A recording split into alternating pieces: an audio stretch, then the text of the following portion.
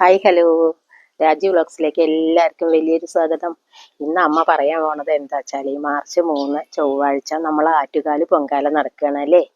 അപ്പൊ നമുക്ക് വീട്ടിൽ ആറ്റുകാല് പൊങ്കാല ചെയ്യാം, അവിടെ പോയിട്ടും ചെയ്യാട്ടോ ഈ 3-ാം തീയതി. പക്ഷെ ഒരു കാര്യം, ചിലവര് വ്രതമൊക്കെ എടുത്ത് കാത്തിരിക്കും അല്ലേ, നമ്മൾ സ്ത്രീകളല്ലേ മക്കളെ. അപ്പൊ ചിലവർക്ക് വ്രതം എടുത്ത് പറഞ്ഞിട്ട് കാര്യമില്ല, ആ ദിവസം എന്തെങ്കിലും ചിലപ്പോൾ ദൂരം കാരണമായിരിക്കാം പോവാൻ സാധിക്കില്ല, അസുഖങ്ങൾ കൊണ്ടായിരിക്കാം. പിന്നെ ചിലവർക്ക് മാസമുറ, നമ്മൾ സ്ത്രീകളല്ലേ മക്കളെ, അങ്ങനെയായിട്ട് നമുക്ക് ഈ പൊങ്കാല മുടങ്ങൽ പതിവുണ്ട്. പക്ഷെ പൊങ്കാല മുടങ്ങുമ്പോൾ പല കുട്ടികൾക്കും ഭയങ്കര പേടിയാണ്, എന്താണ് ഇനി ചെയ്യാന്ന്. പക്ഷെ അതിന് അമ്മ നല്ലൊരു സൊല്യൂഷൻ ആയിട്ടാട്ടോ വന്നിരിക്കുന്നത്. ആരും പേടിക്കണ്ട കേട്ടോ മക്കളും. ഒരു കാര്യം ആദ്യം മനസ്സിലാക്കണം, നമ്മളെ ലോകമാതാവാണ് നമ്മളുടെ ആറ്റുകാലമ്മ. അപ്പൊ നമ്മളുടെ സ്ത്രീകളുടെ എല്ലാ മുട്ടുകളും അമ്മയ്ക്കറിയാം, മനസ്സിലായില്ലേ. എല്ലാവരും വിചാരിക്കും ദൈവല്ലേ, അയ്യോ ഒരിക്കലും ആരും അങ്ങനെ പേടിക്കരുത് കേട്ടോ. നമ്മളുടെ അമ്മ തന്നെയാണ് ആറ്റുകാലമ്മ, അത് ആദ്യം എല്ലാവരും മനസ്സിലാക്കിയിരിക്കുക. കാരണം സ്ത്രീകൾക്ക് ഈ ബുദ്ധിമുട്ടുകൾ ഉണ്ടെന്ന് അമ്മയ്ക്ക് എന്നും അറിയാം. അപ്പൊ നമ്മൾ എന്താണ് അതിന് ചെയ്യേണ്ടത്, അത് ഞാൻ പറഞ്ഞു തരാം കേട്ടോ. അപ്പൊ അതിന് നമ്മൾ എന്താ ചെയ്യേണ്ടത് വെച്ചാല്, നമുക്ക് അന്ന് ചെയ്യാൻ പറ്റുന്നവരൊക്കെ അന്ന് വ്രതം, നമ്മൾ എങ്ങനെയാ വെച്ചാൽ ഇതിന്റെ വ്രതത്തിന് കുറച്ച് ചിട്ടകളൊക്കെ ഉണ്ട്. നമ്മൾ 7 ദിവസം മത്സ്യമാംസാദികളൊക്കെ ഉപേക്ഷിച്ച് കുളിച്ച് വ്രതശുദ്ധിയോട് കൂടി അമ്മയ്ക്ക് പൊങ്കാലിടാൻ വേണ്ടിയിട്ട് ഭക്തിയോട് കൂടിയിട്ട് നമ്മൾ 7 ദിവസം വ്രതശുദ്ധിയോട് കൂടിയിട്ട് ഇരിക്കണം. ഭക്ഷണമൊക്കെ ഇറച്ചി മീനും ഒഴിവാക്കാം, ബാക്കി എല്ലാ ഭക്ഷണവും നിങ്ങൾക്ക് കഴിക്കാം, കുളിച്ച് ശുദ്ധിയോട് കൂടിയിട്ടാന്ന് മാത്രം. അപ്പൊ അത് ആറ്റുകാലിക്ക് പോവുകയാണെങ്കിൽ നമുക്ക് അവിടെ ചെന്ന് ചെയ്യാം. അല്ല നമ്മളെ വീട്ടിലാണെങ്കിൽ എന്താ ചെയ്യാന്നാണ് അമ്മ പറഞ്ഞു തരുന്നത്. നീ പറ്റാത്തവർക്ക് എന്താ ചെയ്യാന്നും അമ്മ പറഞ്ഞുതരാം. പറ്റാത്തവർക്കുള്ളത് ആദ്യം പറഞ്ഞു തരാം.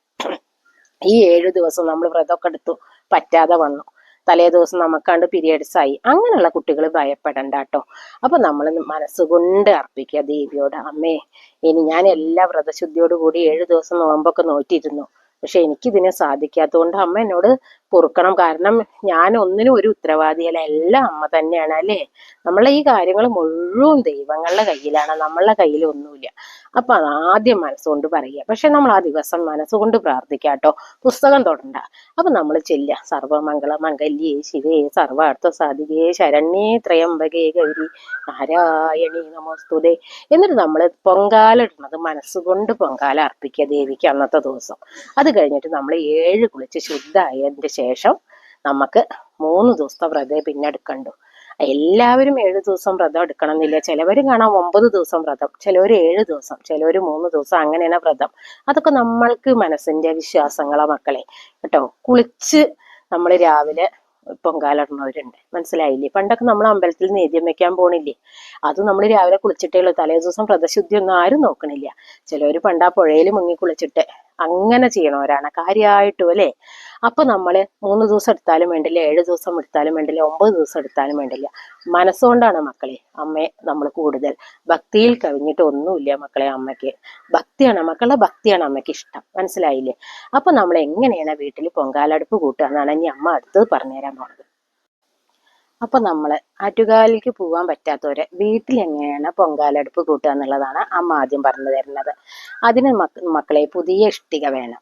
ഇനി പുതിയ ഇഷ്ടിക അല്ലെങ്കിൽ നിങ്ങൾ വെള്ളത്തിൽ മുക്കിയെടുക്കുക. പഴയ ഇഷ്ടിക എടുത്തു വെച്ചിട്ട് ഒരു വിരോധവും ഇല്ല അമ്മയ്ക്ക്. അത് നമ്മൾ വെള്ളത്തിലൊന്ന് മുക്കിയെടുത്ത് ശുദ്ധീകരിക്കുക. എന്നിട്ട് നമ്മൾ അടുപ്പ് കൂട്ടുന്ന സ്ഥലത്ത് ചാണകവെള്ളം ഒന്ന് തളിക്കുക. ചാണകവെള്ളം എല്ലാവർക്കും കിട്ടില്ല, റോസ് വാട്ടർ തളിച്ചാൽ മതി, അല്ലെങ്കിൽ കല്ലുപ്പും മഞ്ഞൾപ്പൊടിയും കൂടി ഇട്ടിട്ടുള്ള ഒരു വെള്ളം തളിച്ചാലും മതി. ഇനി അതിനൊന്നും സാധിക്കാത്തവര് ഒരു പാത്രത്തിൽ കുറച്ച് നല്ല വെള്ളം എടുക്കുക, ഒരു തുളസിക്കതിര് അതിലിടുക, മനസ്സിലായില്ലേ. എന്നിട്ട് തുളസി തീർത്ഥം തളിച്ചിട്ട് അവിടെ അടുപ്പ് കൂട്ടുക. അപ്പൊ നമ്മൾ അടുപ്പ് കൂട്ടുമ്പോൾ എത്ര നിങ്ങളുടെ ഉയരത്തിനനുസരിച്ചൊക്കെ അടുപ്പ് വെക്കാട്ടോ, അതിനൊന്നും ഒരു വിരോധമില്ല.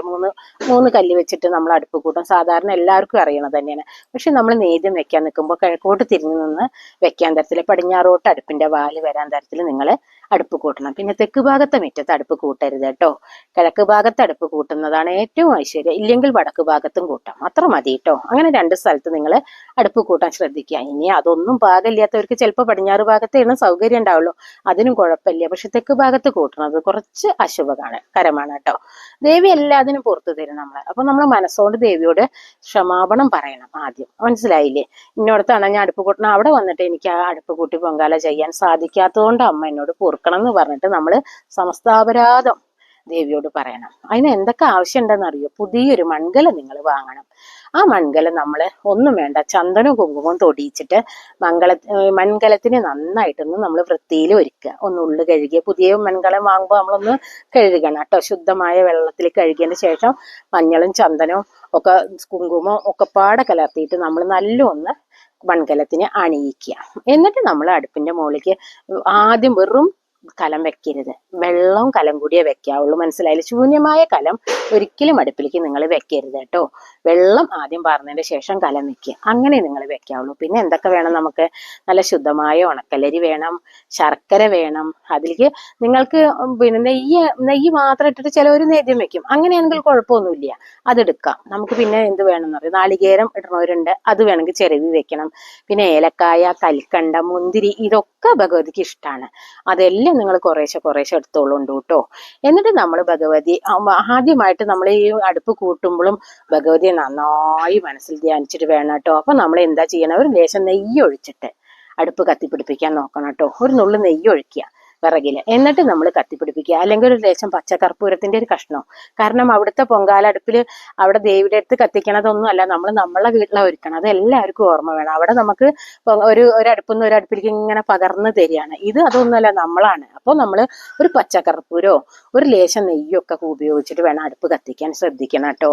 അപ്പൊ നമ്മൾ മണ്ണെണ്ണ പാരരുത് ഒരിക്കലും, മണ്ണെണ്ണ പറന്ന് കത്തിപ്പിടിപ്പിക്കരുത്, എല്ലാവരും ശ്രദ്ധിക്കണം കേട്ടോ. അപ്പൊ ഇങ്ങനെ പച്ചക്കർപ്പൂരം ആകുമ്പോൾ ആളിപ്പടർന്ന് കത്തും മക്കളെ, ശുദ്ധമാണ്. അപ്പൊ അങ്ങനെ നമ്മൾ അടുപ്പ് കത്തിച്ചതിന്റെ ശേഷം തിളച്ച് വരുമ്പോൾ നമ്മൾ തിളയ്ക്കാൻ തുടങ്ങുമ്പോഴേക്കും നമ്മൾ അരി ഇടണം കേട്ടോ. വെള്ളം ഒറ്റയ്ക്ക് കിടന്ന് തിളയ്ക്കാൻ ആരും സമ്മതിക്കരുത്. ചൂടാവണോടുകൂടി അരി ഇടുക എന്നുള്ളതാണ് കേട്ടോ. പച്ചവെള്ളത്തിൽ അരി ഇട്ട് വെക്കണം എന്നില്ല, ചൂടായതിന്റെ ശേഷം അരിയുടെ തിളക്കരുത്. വെറും വെള്ളം തിളച്ചാൽ ദോഷമാണ് മക്കളെ. അപ്പൊ അങ്ങനെ നമ്മൾ തിളച്ച് അരി ഒന്ന് പകുതി മുക്കാലും വെന്തു എന്ന് കാണുമ്പോൾ നമ്മൾ ശർക്കര ഇട്ടതിന്റെ ശേഷം പായസം നല്ല മാവുമ്പോൾ ഒന്ന് തിളച്ച് തൂവിപ്പോയിക്കോട്ടെ. മനസ്സിലായില്ലേ? ചിലപ്പോൾ ഉണക്കലരി ഇട്ട് തിളയ്ക്കുമ്പോൾ തന്നെ ഒന്നാണ് തൂവി പോവും. അത് ശുഭകരമാണ് കേട്ടോ. കിഴക്കോട്ടാണെങ്കിൽ അത്യുത്തമം എന്ന് തന്നെ പറയാം. മനസ്സിലായില്ലേ? നമ്മളെ കാര്യങ്ങളൊക്കെ എത്രയും പെട്ടെന്ന് നമ്മൾ വിചാരിച്ച കാര്യങ്ങളൊക്കെ നടക്കുന്നതാണ്. അപ്പൊ നമ്മൾ ഈ അരി ഇടുമ്പോൾ പ്രാർത്ഥിക്കണം, സർവമംഗള മംഗല്യേ ശിവേ സർവാർത്ഥ സാധികേ ശരണ്യേ ത്രയംബകേ ഗൗരി നാരായണീ നമോസ്തുതേന്ന് നമ്മളൊരു പ്രാർത്ഥനയോട് കൂടിയിട്ട് തന്നെ ചെല്ലണം. അപ്പൊ നമുക്ക് നാവുമ്പിൽ ചിലപ്പോ ഈ നാമങ്ങളൊന്നും വന്നു വരില്ല. മനസ്സിലായില്ലേ?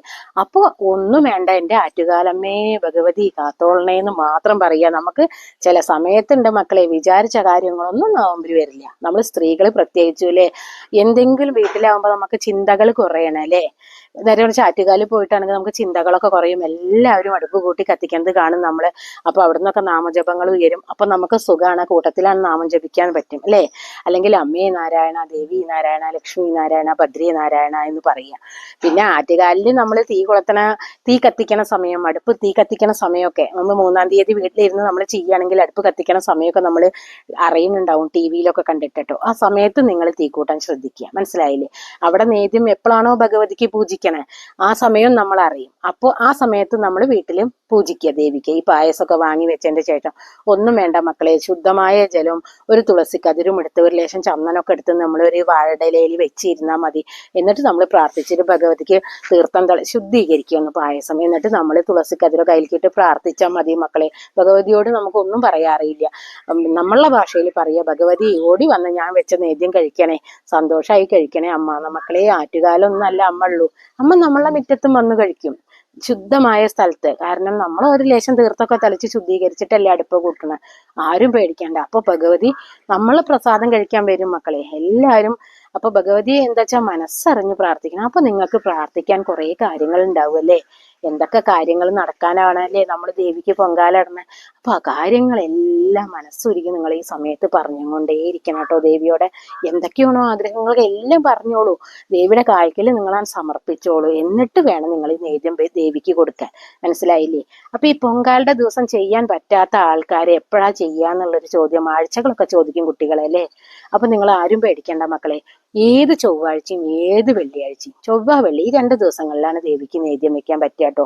അപ്പൊ നിങ്ങളുടെ 7 കഴിഞ്ഞ് 3-ാമത്തെ ദിവസം 3 ദിവസം നോയമ്പെടുത്തതിന് ശേഷം നിങ്ങൾ ചൊവ്വകളെ, ആദ്യത്തെ ചൊവ്വാഴ്ച പറ്റില്ലാത്തൊരു പിന്നത്തെ വെള്ളിയാഴ്ച നിങ്ങൾക്ക് നേദ്യം വെക്കാം. ദേവി എപ്പോഴും വന്ന് നമ്മളോടെ വന്ന് ഭക്ഷണം കഴിക്കൂ കേട്ടോ.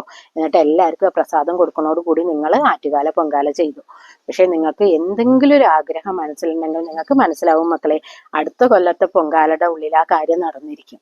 ദേവി അത് നടത്തി തരും. അപ്പൊ ഈ വിശ്വാസത്തോടു കൂടി തന്നെ വേണം കേട്ടോ നമ്മൾ നേദ്യം വെക്കാനായിട്ട് മക്കളെ. അപ്പൊ നമ്മൾ പൊങ്കാല തിളച്ചു പോണ സമയത്ത് എല്ലാവരും അത് നോക്കി നിൽക്കണം കേട്ടോ, ഏത് ഭാഗത്തൊക്കെയാ തിളച്ചു പോണം എന്നുള്ളത്. അപ്പൊ നമ്മൾ കിഴക്കോട്ടാണെങ്കിൽ അത്യുത്തമം, അത് അമ്മ ഇപ്പൊ പറഞ്ഞു കഴിഞ്ഞു. പക്ഷെ വടക്കോട്ടാണെങ്കിൽ എന്താണെന്നറിയോ, നമ്മളെ കാര്യം നടക്കണമെങ്കിൽ കുറച്ച് കാത്തിരിക്കണം എന്നുള്ളതാണ്. ഇനിയിപ്പോ പടിഞ്ഞാറോട്ടാണ് തിളച്ചു പോയിന്ന് വെച്ചാൽ എന്താ വെച്ചാല് ആഗ്രഹങ്ങൾ നടന്നു കിട്ടാൻ ഒരുപാട് ബുദ്ധിമുട്ടേണ്ടി വരും നമ്മള്. പക്ഷെ അപ്പോഴൊക്കെ അമ്മയോട് നമ്മൾ മനസ്സൊരുക്കി പ്രാർത്ഥിക്കണം കേട്ടോ, എങ്കിൽ നമ്മളുടെ ആഗ്രഹങ്ങൾ ദേവി കുറച്ചും കൂടി നമുക്ക് കുറച്ചും കൂടി പ്രയാസമില്ലാതെ നടത്തി തരൂ കേട്ടോ. പിന്നെ വേറൊരു കാര്യം മക്കളെ, തെക്കോട്ടാണെങ്കിൽ നമ്മളെ ദുരിതങ്ങളൊന്നും തീർന്നിട്ടില്ല, ഒരുപാട് ഇനി നമ്മൾ അനുഭവിക്കാണ്ട് എന്നുള്ളത് തന്നെയാണ് തെക്കോട്ടാ പോയിന്ന് വെച്ചാൽ. അതിച്ചിട്ട് ആരും വിഷമിക്കണ്ട കേട്ടോ, ദേവിയോട് മനസ്സൊരുക്കി പ്രാർത്ഥിക്കാൻ മക്കളെ. ദേവി വിളിപ്പുറത്തല്ലേ, നമ്മൾ അതിന് വേണ്ടിയിട്ടല്ലേ പൊങ്കാല ചെയ്യണത്. അപ്പൊ അടുത്ത പൊങ്കാലയ്ക്കുള്ളിൽ നിങ്ങളുടെ എല്ലാ ബുദ്ധിമുട്ടുകളും ദേവിയോട് തീർത്തു തരാൻ പറഞ്ഞ സമസ്താപരാധം നിങ്ങൾ പിന്നെ നേദ്യം കൊടുത്തു കഴിഞ്ഞാൽ നിങ്ങൾ മുട്ടുകുത്തി പ്രാർത്ഥിക്കണം തലഭൂമിയിലേക്ക്. പ്രസാദത്തിന്റെ അടുത്ത് ഇരുന്ന് നിങ്ങൾ മണ്ണാന്നൊന്നും നോക്കണ്ട കേട്ടോ, നിങ്ങൾ നമസ്കരിക്കണം. നമ്മളെ ശിരസ് പറഞ്ഞാൽ ഇവിടെയല്ലേ നമുക്ക് സാധിക്കുള്ളൂ സ്ത്രീകൾക്ക്, അങ്ങനെ കടക്കാൻ പറ്റണില്ലല്ലോ. പുരുഷന്മാര് കണ്ടിട്ടില്ലേ തിരുമേനിമാരെ അമ്പലത്തില്, നിങ്ങൾ കണ്ടിട്ടുണ്ടോ? പ്രസാദം പൂജിച്ചു കഴിഞ്ഞാൽ അവർ കടന്ന് സാഷ്ടാംഗം നമസ്കരിച്ചിട്ടാണ് ഭഗവാന് പൂജിക്കുന്നത്. നമ്മൾ സ്ത്രീകൾ മുട്ടുകുത്തിയിട്ട് ഇങ്ങനെ തല ഒന്നും മുട്ടുകയുള്ളൂ. അങ്ങനെ നിങ്ങൾ പ്രാർത്ഥിക്കണം കേട്ടോ വീട്ടിലാവുമ്പോഴേ. അപ്പൊ ദേവി നിങ്ങളെ വിളി കേൾക്കും മക്കളെ. അപ്പൊ ഇങ്ങനെയൊക്കെ എല്ലാവരും ചെയ്തു നോക്കണം. അപ്പൊ ഞാൻ പറഞ്ഞില്ലേ, 3-ാം തീയതി പറ്റണവരൊക്കെ നിങ്ങൾ ഇപ്പൊ തന്നെ നോൽമ്പ് നോറ്റോളൂ. അല്ല 7 ദിവസം നോൽക്കണവരോ അങ്ങനെ 9 ദിവസം നോൽക്കണവരോ അങ്ങനെ മക്കളെ, അതിനൊന്നും ഒരു ഇതുമില്ല. മത്സ്യമാംസാദികൾ കൂട്ടാതെ നിങ്ങളെ അന്നത്തെ ദിവസം രാവിലെ വ്രതശുദ്ധിയോട് കൂടിയിട്ട് ദേവിക്ക് പൊങ്കാലിട്ടാലും മതി, ദേവി അത് സ്വീകരിക്കും മക്കളെ. സ്ത്രീകളുടെ എല്ലാ ബുദ്ധിമുട്ടുകളും അറിയണ അമ്മയാണ് നമ്മൾ ആറ്റുകാലമ്മ, മനസ്സിലായില്ലേ? നമ്മളെ കണ്ണകി ദേവിയാണ്. കണ്ണകി ദേവിയെ നിങ്ങൾക്ക് അറിയണില്ലേ പണ്ടത്തെ കഥകളിലെ? ആ കഥയൊക്കെ ഞാൻ വേറെ ദിവസം പറഞ്ഞു തരാട്ടോ, നമ്മളെ വീഡിയോ ലോങ് ആയി പോവല്ലേ മക്കളെ. അപ്പൊ ഇത്രയൊക്കെ ഉള്ളൂ ഇന്നത്തെ വീഡിയോ. അപ്പൊ ഇഷ്ടപ്പെട്ടെങ്കിൽ എല്ലാവരും ഷെയർ ചെയ്യണം കേട്ടോ എല്ലാവരിലേക്കും. പിന്നെ ലൈക്ക് ചെയ്യുക, സബ്സ്ക്രൈബ് ചെയ്യുക, കൂട്ടത്തിലെ ബെല്ലൈക്കനും കൂടി അനേബിൾ ചെയ്ത് അമ്മ ഇടുന്ന ഇങ്ങനത്തെ വീഡിയോസ് നിങ്ങൾക്ക് നോട്ടിഫിക്കേഷൻ കിട്ടുന്നതായിരിക്കും. അപ്പൊ ഇനി പുതിയൊരു വീഡിയോ ആയിട്ട് വരുന്നതായിരിക്കും. ബൈ.